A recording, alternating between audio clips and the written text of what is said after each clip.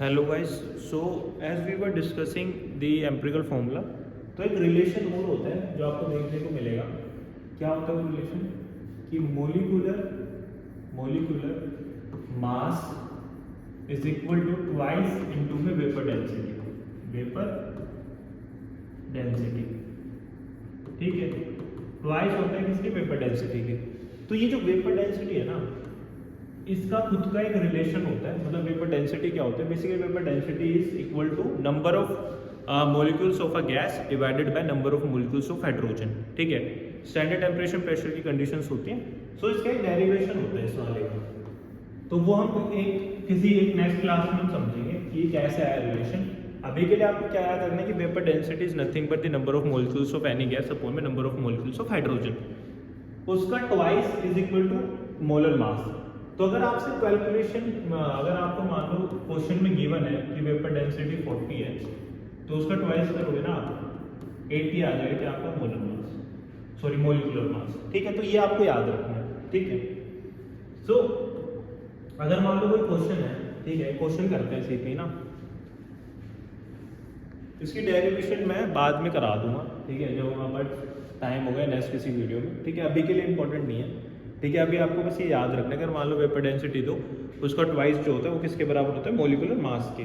ठीक है, और मैंने आपको थोड़ा सा बता दिया कि vapour density is equal to mass of n number of gas upon mass of n number of, मैं लिख देता हूँ, vapour density is mass of n number of molecules of gas divided by mass of n molecules of hydrogen। ठीक है, ये relation होता है। अब कैसे आया वो जो हमने लिखा है, उसके बारे में हम डेरिवेशन बाद में देखेंगे, बट आपको मैंने बता दिया कि vapour density is nothing but mass of n number of molecules of gas upon mass of n number of molecules of hydrogen. ठीक है, अब हम सिर्फ एक क्वेश्चन करते हैं। ठीक है, एम्पिरिकल फॉर्मूला, क्योंकि अभी हमारे एजेंडा क्या है? Empirical formula. ठीक है, सो ये क्वेश्चन का पता नहीं मैंने कल कराया है नहीं। सो ये क्वेश्चन है, आप लिख सकते हो, अ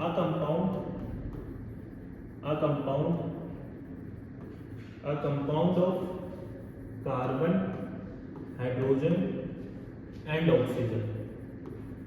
ठीक है, तो कंपाउंड है कार्बन, हाइड्रोजन और ऑक्सीजन का, जिसमें ये है आपका 40%, ये है आपका 6.7% और ये है आपका 53.3%।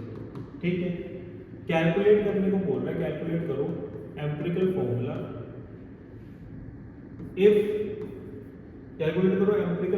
If vapour density is 30।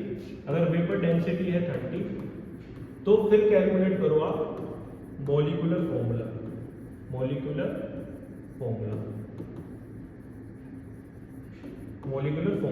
ठीक है, सो ये क्वेश्चन पता नहीं मैंने पहले कराया है नहीं, अगर कराया भी होगा तो हमने यहाँ तक करा होगा। ठीक है, ये वाला पार्ट नहीं होगा उसमें। ठीक है, तो इसको देख लो। फिर एक कोई कंपाउंड है, उसके अंदर कार्बन है, हाइड्रोजन है, ऑक्सीजन है। Carbon is 40%। ठीक है, hydrogen is present 6.7% and oxygen is 53.3%। आपको बोला कैलकुलेट कर लो एम्पिरिकल फॉर्मूला पहले पार्ट में। दूसरे पार्ट में बोला है if vapour density is 30 find the molecular formula. ठीक है,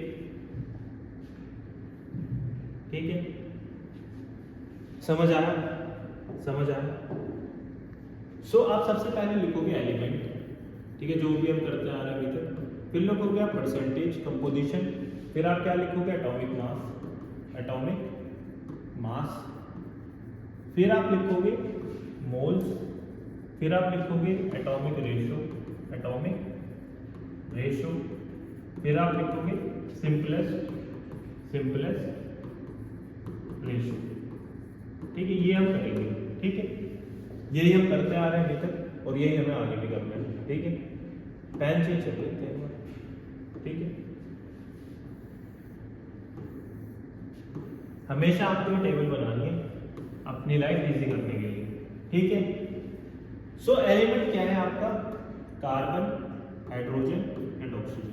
कार्बन कितना प्रेजेंट है? 40%, मतलब 40 ग्राम।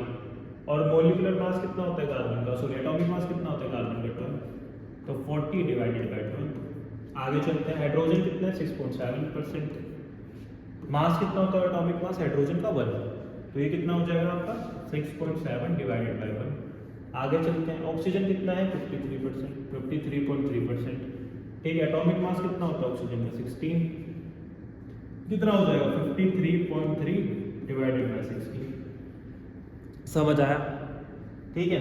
अब इसको सॉल्व कर लो, 20/6 10/3 3.33 आएगा ये 3.33, ठीक है। सॉल्व करना, 20/6 हो गया, ये 2 से काटा, 10/3 हो गया, 3 से डिवाइड करोगे इसको, सॉरी 10/3 हो गया, 3 से डिवाइड करोगे तो 3.33 आएगा, ठीक है। ये कितना आ गया 6.7, ठीक है।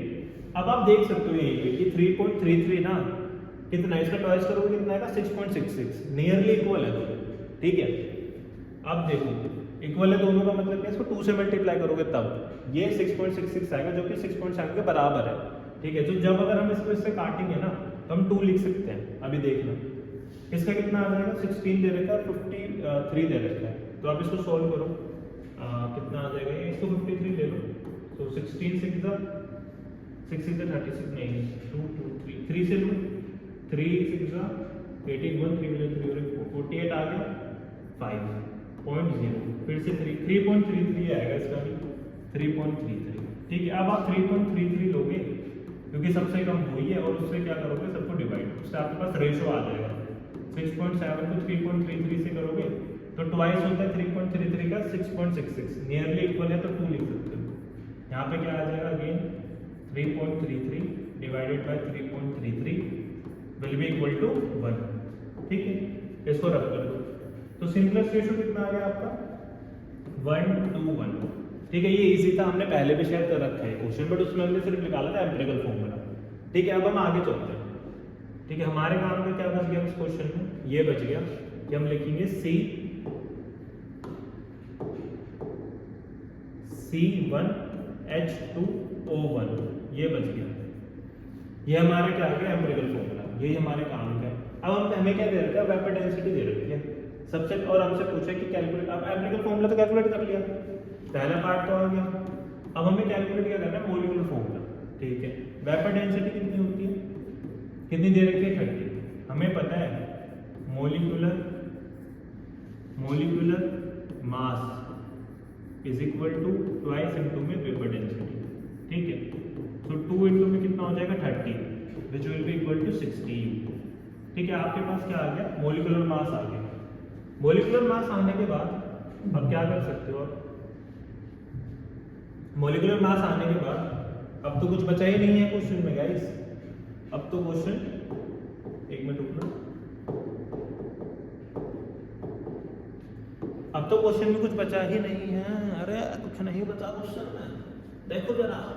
मोलिकुलर मास कितना आएगा आपका 60, ठीक है। तो molecular mass is equal to empirical mass into में एन का फैक्टर निकल जाएगा। अब कैसे, आपको एम्पिरिकल फॉर्मूला तो पता है, इसका मास निकालो कितना, अगर 12 + 16 कितना होता है, और +2, तो ये कितना हो गया 12 + 2 14, 14 + 16 30 आ गई, यही आ गई 60। आपका एन की वैल्यू कितनी आ गई 2, एन की वैल्यू 2 आ गई आपकी। अब आपको पता है कि molecular formula is equal to empirical formula into में एन। एम्पिरिकल फॉर्मूला कितना है, C1H2O1 इनटू में एन विच इज 2, तो C2H4O2, ठीक है। सी आंसर कितना आ गया हमारा, आंसर आ गया हमारा